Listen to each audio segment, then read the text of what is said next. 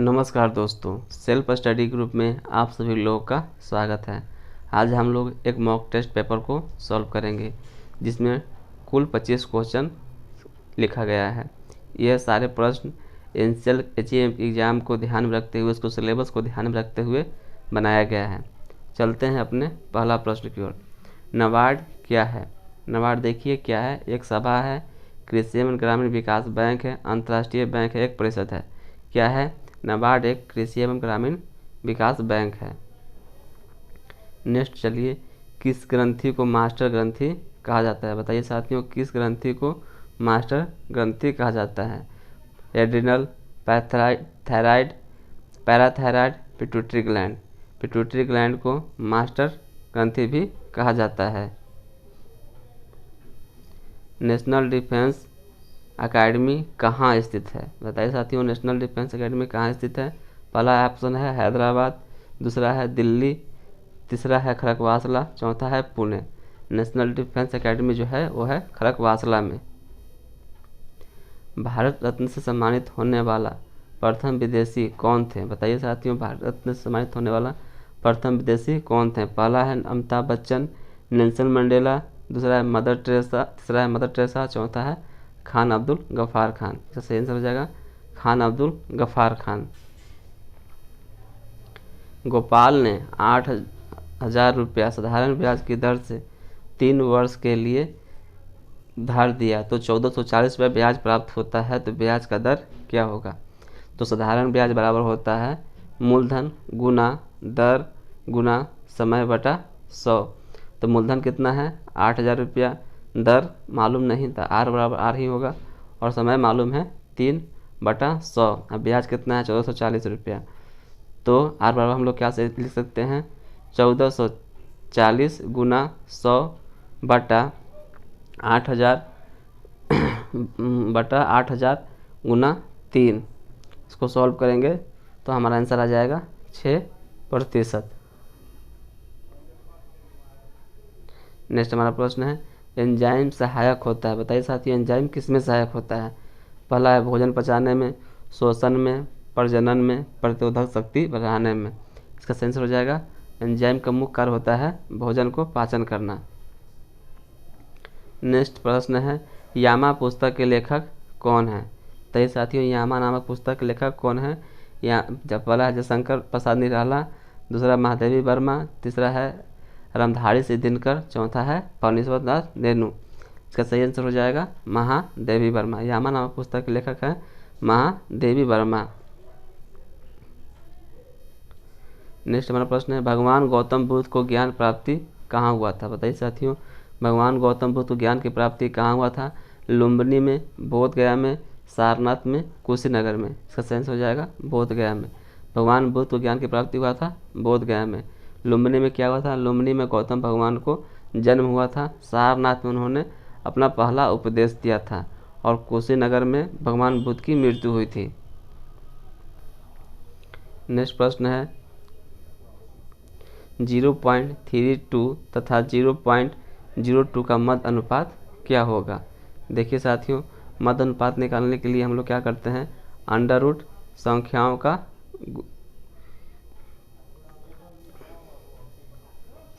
का गुना कर देते हैं, दोनों दो संख्याओं का। तो यहाँ संख्या कितना दिया गया है?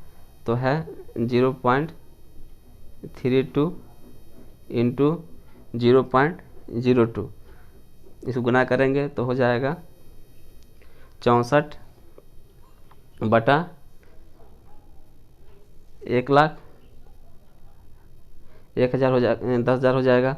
तो इसको अंडर रूट हटाएंगे तो हो जाएगा 8/100। तो इसको आंसर क्या हो जाएगा? इसका आंसर हो जाएगा 0.08, यानी कि ऑप्शन नंबर 3 इसका सही आंसर होगा। नेक्स्ट हमारा है, वर्तमान समय में नियंत्रक एवं महालेखा परीक्षक कौन है? यानी यथार्थ से जी अभी कौन है? यह हैं गिरीश चंद्र मुर्मू जी। गिरीश चंद्र मुर्मू जी अभी वर्तमान समय में मुख्य नियंत्रक एवं महालेखा परीक्षक हैं। शक्तिकांत दास क्या हैं? शक्तिकांत दास जो हैं आरबीआई के गवर्नर हैं।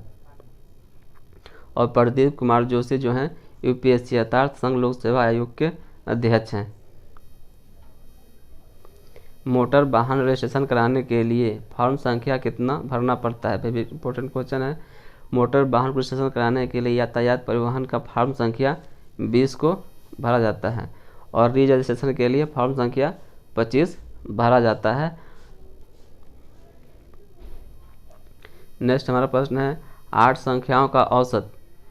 8 संख्याओं का औसत जो है 14 है, तो इनमें 6 संख्याओं का औसत 16 है, तो 6 संख्याओं का औसत 16 है, तो 2 संख्याओं का औसत क्या हो जाएगा? इसका सही आंसर हो जाएगा 8।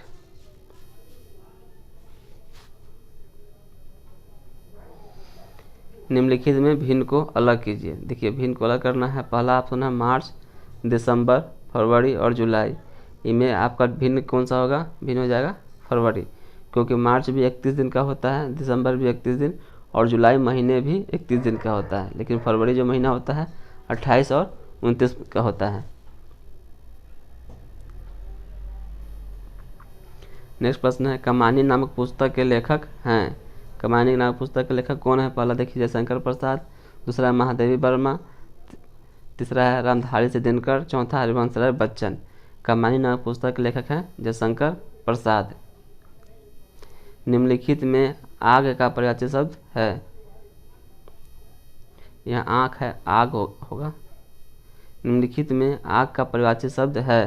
पहला है हुतासन, आदित्य, अंबुज, सदन। इसका सही हो जाएगा हुतासन जो शब्द है वो आग का पर्यायवाची शब्द है, बाकी आग का पर्यायवाची शब्द नहीं है। He is more intelligent dash you. क्या ऑप्शन होगा? पहला ऑप्शन है टू, देन,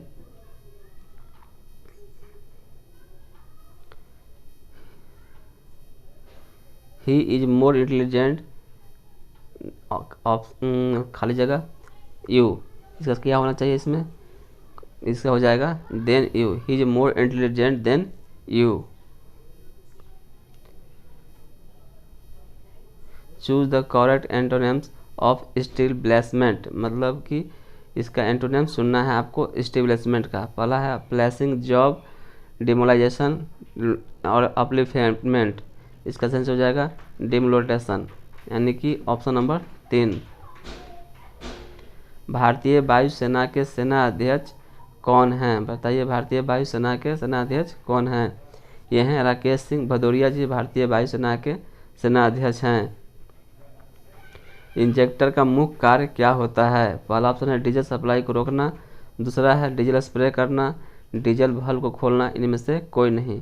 इसका काम होता है डीजल स्प्रे करना, ऑप्शन नंबर 2। डायनेमो करंट बनाता है। डायनेमो कौन सा करंट बनाता है? पहला ऑप्शन है एसी, दूसरा डीसी, तीसरा है एसी और डीसी दोनों, चौथा है कोई नहीं। ये बनाता है डीसी करंट, ऑप्शन नंबर 2 इसका सही होगा।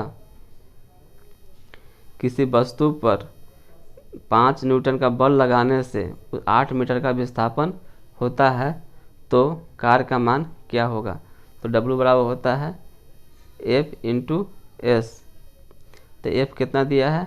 8, 5 न्यूटन 5 और S कितना है? मतलब विस्थापन कितना हुआ है? 8, तो 8 × 40, अर्थात W बराबर हो जाएगा 40 क्या? जूल।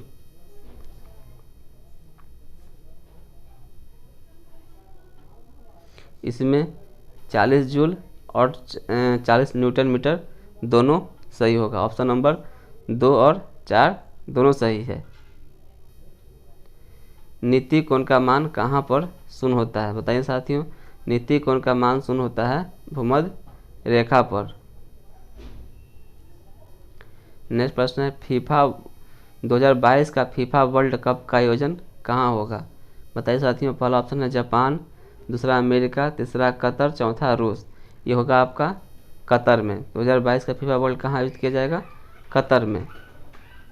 माता टीला परियोजना किस नदी पर बनाया गया है? माता टीला परियोजना किस नदी पर बनाया गया है? ये बनाया गया है बेतवा नदी पर, जो उत्तर प्रदेश और मध्य प्रदेश का संयुक्त परियोजना है। नेक्स्ट प्रश्न है जिम्नास्टिक में खिलाड़ियों की संख्या होता है 7, 8, 9, 6। जिम्नास्टिक में खिलाड़ियों की संख्या होता है 8, ऑप्शन नंबर 2। वॉलीबॉल में खिलाड़ियों की संख्या कितनी होती है? वॉलीबॉल में खिलाड़ियों की संख्या 6 होती है, और बास्केटबॉल में खिलाड़ियों की संख्या 5, और बेसबॉल और खो खो में खिलाड़ियों की संख्या कितनी होती है? 9 होती है। कबड्डी में 7। धन्यवाद साथियों। इसी प्रकार की महत्वपूर्ण जानकारी के लिए हमारे चैनल से अवश्य जुड़े रहिए। मिलते हैं नेक्स्ट वीडियो।